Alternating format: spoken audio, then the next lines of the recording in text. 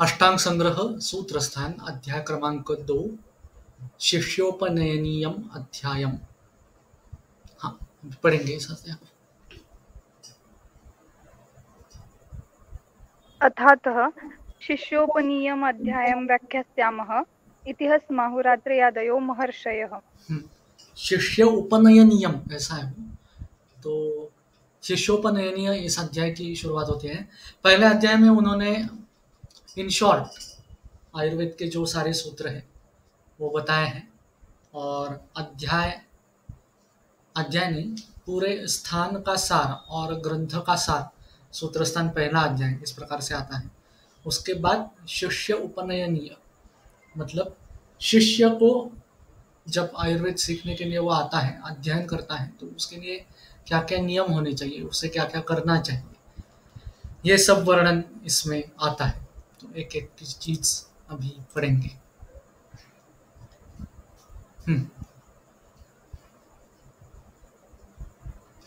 गुरुभक्तो अभियुक्तो अतियुक्तो धीस्मृति पाटवैः रुज्वास्यनासानयन तनुस्निग्ध नखच्छविः ब्रह्मचारी जितद्वन्द्वो धीरः सुचरितः स्थिरः षण्मासानुषितः शक्लो लज्जाशौचकुलान्वितः शिष्यो अध्याप्यो गतो यावदन्तं तन्तार्थकर्मणाम्।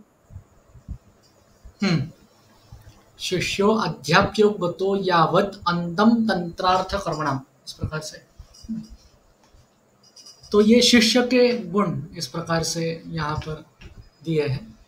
तो गुरु भक्तो अभियुक्तो, गुरु भक्तत्वादि युक्ता मतलब वो गुरु जो भी उसको सिखाने वाला है उसका भक्त इस प्रकार से, और उससे अभियुक्त मतलब सारी जो उसकी कायिक वाचिक मानसिक प्रवृत्ति जो है वो गुरु के यही रहनी चाहिए, उससे हटकर कोई चीज करनी नहीं चाहिए, उससे अभियुक्त इस प्रकार से होना चाहिए। धी स्मृति और पाटव इससे अतियुक्त इस प्रकार से यहाँ पर कहा गया है। तो धी मतलब बुद्धि निर्णय लेने की क्षमता एक, और दूसरा बुद्धि जो हम जनरलाइज बुद्धि के लिए शब्द यूज करते हैं वो स्मृति स्मरण, और तीसरा पाटव। तो इनमें पाटव का एक दूसरा मतलब इंद्रिय सौष्ठव, मतलब उसके इंद्रिय जो है वो हर तरीके से कार्यक्षम इस प्रकार से, और ये तीनों चीजें अतियुक्त इस प्रकार से होनी चाहिए। जो चरक संहिता लिखी गई बेसिकली अग्निवेश पुनर्वसु और फिर अग्निवेश ने तंत्र रचा। तो बुद्धेः विशेषः तत्रासीत् न उपदेशं मंत्रम मुनेः तंत्रस्य कर्ता प्रथमम अग्निवेशम यतो अभवत्, इस प्रकार से है। तो बुद्धि विशेष उसमें था, इसलिए अग्निवेश ने पहले तंत्र की रचना की, फिर बाद में भेल जतुकर्ण हारित क्षारपाणी इन्होंने भी अपने अपने तंत्र की रचना की। तो यह बुद्धि का जो एक महत्वपूर्ण यहाँ पर निर्देश किया गया है वो इस प्रकार से है। स्मृति ये जो है, पहले जो ग्रंथ थे वो मौखिक परंपरा थी पाठांतर करने की। आयुर्वेद ये भी अथर्ववेद का उपवेद होने के कारण ये भी पाठांतर इस प्रकार से था। तो स्मृति स्मरण शक्ति अतियुक्त मतलब बहुत अच्छी प्रकार से होना, ये एक यहाँ पर विशेष रूप से आया है। रुजु आस्य नासा नयनहा तनुस्निग्ध नखच्छविः। रुजु मतलब स्ट्रेट या सीधा, इस प्रकार से मुख नासा और नयन ये तीन अवयव जो है ये सीधे, मतलब इसमें कोई व्यंग होना नहीं चाहिए। तो ये जो अवयव है ये अच्छी तरीके से परिपूर्ण परिपक्व इस प्रकार से जब अध्ययन आप करते हो तब ये तीनों चीजें होनी चाहिए, क्योंकि जो शब्दों का उच्चारण होता है वो आस्य नासा से, और जो आप कर्म चिकित्सा ग्रंथ जो देखते हो इसके लिए आंखें अच्छी होनी चाहिए, इनके इंद्रिय जो है वो भी अच्छे होने चाहिए। तनु स्निग्ध नखच्छवि, तनु स्निग्ध इस प्रकार से नख और छवि, नखच्छवि मतलब नख के ऊपर वाला जो पार्ट होता है वो तनु और स्निग्ध इस प्रकार से होना चाहिए। ब्रह्मचारी का मतलब सबको पता है, निर्व्यवाई इस प्रकार से। जितद्वंद्वः, जितद्वंद्व निर्दोषः, निर्दोष इस प्रकार से वो होना चाहिए। सुख दुख इन सब चीज़ों में जो द्वंद्व इस प्रकार से दिखाई देते हैं या होते हैं उसमें संयम रखना ये शिष्य का काम है। तो ये जितद्वंद्व इस प्रकार से होना चाहिए। धीरः मतलब धीर, जो हम मराठी में भी इसमें यूज करते हैं वही है। धैर्य उसमें होना चाहिए, किसी भी चीज में चीज देखने पर डरने वाला, डराने वाला इस प्रकार से वो नहीं होना चाहिए। साधु सुचरितः, सुचरित उसका आचार, आचरण जो है वो अच्छा प्रकार से इस प्रकार से होना चाहिए। स्थिरः अचपल स्वभाव इस प्रकार से यहाँ पर लिखा है। तो ज़्यादा हाव भाव हालचाल जो है ये इस प्रकार से नहीं करना चाहिए। ये स्थिरत्व जो है वो जैसे शरीर के लिए अपेक्षित है वैसे मन के लिए भी अपेक्षित है। ये दोनों स्थिर रहेंगे तो बुद्धि, मेधा, स्मृति ये जो चीज़ें हैं ये स्थिर इस प्रकार से रहेंगे। षण्मासान् उषितः, षण्मासान् उपाध्याय निकटे उषितः। उपाध्याय निकट मतलब जिसके साथ शिष्य सीख रहा है, अन्य छात्र जो है, अन्य विद्यार्थी जो है, उसके पास कम से कम 6 महीने रहने वाला इस प्रकार से शिष्य इस प्रकार से होना चाहिए।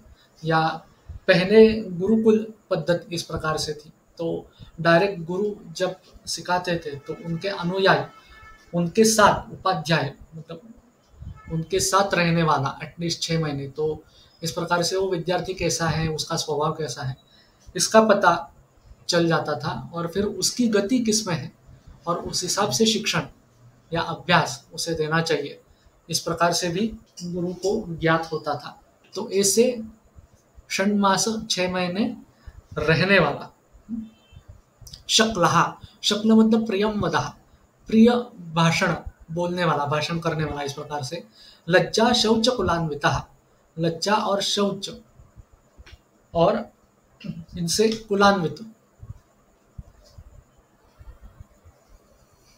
इसमें शरीर और मानस की मनस जो है, मन जो है, इनकी शुद्धि ये हमें दिखाई देती है।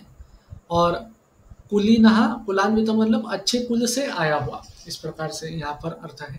शिष्यो अध्याप्यो गतः, शिष्यः अध्याप्यः गतः, अध्याप्य मतलब इस प्रकार से शिष्य को अध्यापन में जाना चाहिए या इस प्रकार से अध्यापन करना चाहिए, इन गुणों से युक्त होना चाहिए। कब तक करना चाहिए? यावत अंतम तंत्रार्थ कर्मणाम, तंत्रार्थ जो अर्थ ग्रंथ में बताए गए हैं वो जब तक नहीं समझ में आते, उसका अर्थ जब तक नहीं समझ में आता। इसमें 2-3 चीज़ें हैं। एक तो डायरेक्ट श्लोक जो हम अभी जैसे कर रहे हैं उनमें से डायरेक्ट अर्थ निकालना। दूसरा हिडन बिटवीन द लाइन्स, ये जो कहते हैं छिपे हुए अर्थ जो रहते हैं उनको भी निकालना। इस प्रकार से तंत्रार्थ और उसके कर्म, तंत्रार्थ का कर्म वो जो है वो जब तक समझ में नहीं आता तब तक अध्ययन इस प्रकार से करना है। आगे देखेंगे।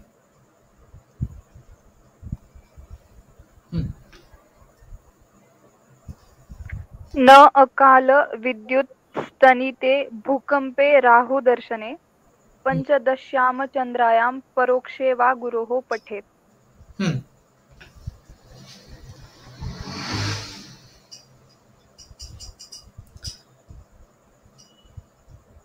न अकाल विद्युत स्तनिते भूकंपे राहु दर्शने पंचदश्याम अचंद्रायां परोक्षे वा गुरोः पठेत्। अब अनध्यायः, अध्ययन कब कब नहीं करना चाहिए, इस प्रकार से भी यहाँ पर निर्देश आए हैं। अकाल विद्युत या वर्षा कालाद अन्यस्मिन् काले दृष्टा, बारिश के सीजन में जब विद्युत दिखाई देती है तब कोई प्रॉब्लम नहीं है पढ़ने में, लेकिन वो छोड़कर अन्य काल में, अन्य जो 5 ऋतुएं हैं उनमें अगर इस प्रकार से विद्युत दिखाई दे तो उस दिन पढ़ना नहीं है, इस प्रकार से है। भूकंप का अर्थ भूकंप ऐसा ही है। अकाल विद्युत स्तनिते, वो स्तनित का एक मेघ शब्द है, ऐसा भी अर्थ है। तो वर्षा काल में जिस प्रकार से बिजली दिखाई देती है या जो मेघ है उनका आवाज सुनाई देता है, तो अगर ये वर्षा काल ना होते हुए अगर ऐसा होता हो, मतलब ऋतु विपर्यय हो खास करके, तो पढ़ना नहीं चाहिए। भूकंप राहु दर्शने, ये प्रसिद्ध है। भूकंप मतलब भूकंप जो नेचुरल कैलामिटी इस प्रकार से है। राहु दर्शन है, ये राहु दर्शन एक ज्योतिष शास्त्र में आता है। हर दिन एक राहु समय इस प्रकार से 2 घंटे होता है, तो पंचांग में इसके ऊपर निर्देश किया हुआ है। तो हर दिन ये अलग अलग रहता है, तो वो देखना चाहिए। और जब ये राहु काल होता है तब पढ़ना नहीं है। पंचदश्याम अचंद्रायाम, अचंद्रा पंचदशी अमावस्या, अमावस्या का दिन पढ़ना नहीं है। इसलिए जब सर भी ये लेते थे लेक्चर सुबह के, तो अमावस्या के दिन हम छुट्टी दे देते थे। तो अध्ययन नहीं करना है। गुरोह परोक्षे वा न पठित, गुरोह परोक्ष, परोक्ष मतलब जब गुरु उपस्थित नहीं हो तब पढ़ना नहीं चाहिए। पहले ये जो अध्ययन होता था तो वो प्रायः पाठांतर या ग्रंथ स्टार्ट्स से एंड तक पढ़ना, शुरुआत से अंत तक पढ़ना, इस प्रकार से होता था। और अगर गुरु सामने नहीं है तो आप जो भी गलत पढ़ रहे हो उसको समझाने वाला, वो भूल जो है वो सुधारने वाला, ऐसा कोई नहीं रहता। तो इसलिए गुरु अगर नहीं है उपस्थित तो इस समय नहीं पढ़ना चाहिए। नेक्स्ट। नाविच्छिन्न पदम नातिमंदम नात्युच्च नीचकैः। न अविच्छिन्न पदम न अतिमंदम न अति उच्च नीचकैः। अब ये पहले जो है उसी के ऊपर अध्ययन आगे चालू है। तो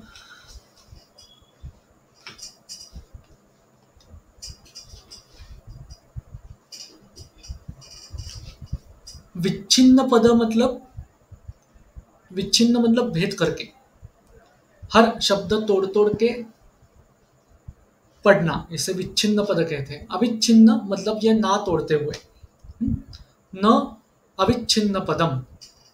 अब इसमें 2 नकार हैं तो अविच्छिन्न पद मतलब शब्द को ना फोड़ के नहीं बोलना चाहिए या नहीं पढ़ना चाहिए। इसका दूसरा मतलब कि हर पद या शब्द जो है उसको अलग अलग करके, सेपरेट करके, संधि विग्रह, समास विग्रह, जो भी आप करना चाहते हो, जो निर्देशित है संस्कृत व्याकरण के हिसाब से, उस तरीके से पढ़ना है। तो इससे क्या है, एक एक शब्द जो है वो अच्छी तरीके से समझ में आता है और उसके अर्थ जो है वो अच्छी तरीके से समझ में आता है। ना अति मंदम, बहुत कम आवाज में या लो वॉइस में, कम आवाज नहीं, लो वॉइस में बिल्कुल नहीं पढ़ना चाहिए। न अति उच्च नीचकैः, और अति उच्च और अति नीच इस प्रकार से स्वर जो है, उदात्त अनुदात्त इस प्रकार से, और स्वरित, 3 स्वर हमने पाणिनि व्याकरण में सीखे थे। उदात्त मतलब थोड़ा हाई स्केल में वो चीज़ बोली जाती है, अनुदात्त थोड़े लो स्केल में वो चीज़ बोली जाती है। तो इस प्रकार से नहीं बोलना चाहिए। तो ये आयुर्वेद है, आप कोई ऋग्वेद यजुर्वेद इसमें जो ऋचाएँ आती हैं उसका पठन यहाँ पर नहीं कर रहे। तो अति उच्च अति नीच इस प्रकार से नहीं बोलना है, और अति मंद भी नहीं बोलना है बहुत धीरे आवाज़ में, क्योंकि हम जो भी बोलते हैं वो हमारे लिए बिल्कुल सही होता है, लेकिन जब कोई उसे जानने वाला आयुर्वेदिक वैद्य हो या संस्कृत में एक्सपर्ट हो तो वो झट से जो चीज़ें हैं वो पकड़ लेता है। तो इसलिए इस प्रकार से बिल्कुल भी नहीं पढ़ना चाहिए। इसके आगे का भाग कल देखेंगे।